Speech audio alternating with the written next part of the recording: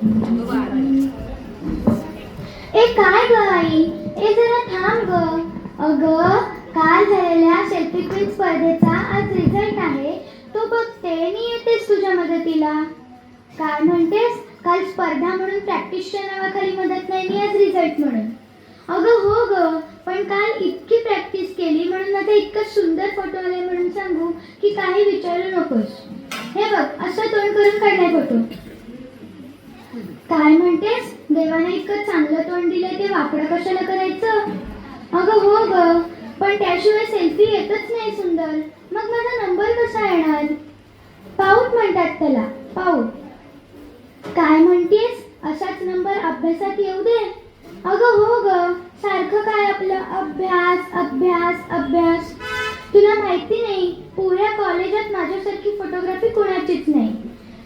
कुठलंही फंक्शन असू दे, सगळे सर मॅडम माझ्या मागे मागे असतात. माझा एक फोटो काढ, माझा एक फोटो काढ.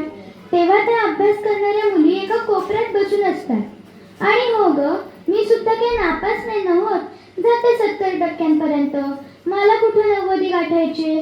मी तर फोटोग्राफीतच करिअर करणार आहे.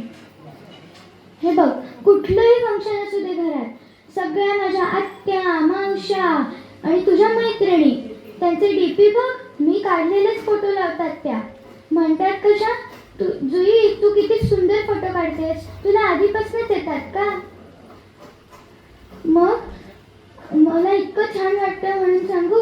आणि हो ग, तू सुद्धा जरा नवीन साडी नेसलीस की लगेच म्हणतेस कशी, माझा एक फोटो काढ. तेव्हा जरा तुला म्हटलं की बाबांना सांग, तर म्हणतेस कशी, नको ग सोनू, तूच काढ, तू खूप सुंदर काढतेस फोटो. काय म्हणतेस? शहाणपणा नको. बरं बाई, राहिलं. आता जरा रिझल्ट बघते. ए आई आई, लवकर बाहेर ये. काय म्हणतेस? कुठे आग लागली?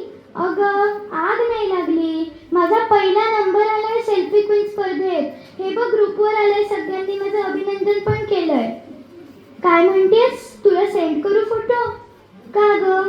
अच्छा, तर तुला दिवसभर तो फोटो स्टेटसला ठेवून मिरवायचंय तर.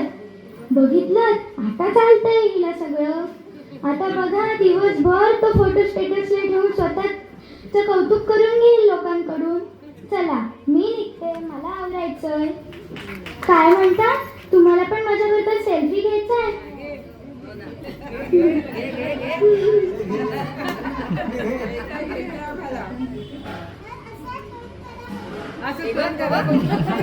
तुम्हाला पण माझ्यासोबत सेल्फी घ्यायचा आहे? हा, तर मग माझ्यासारखं तोंड करा बघू.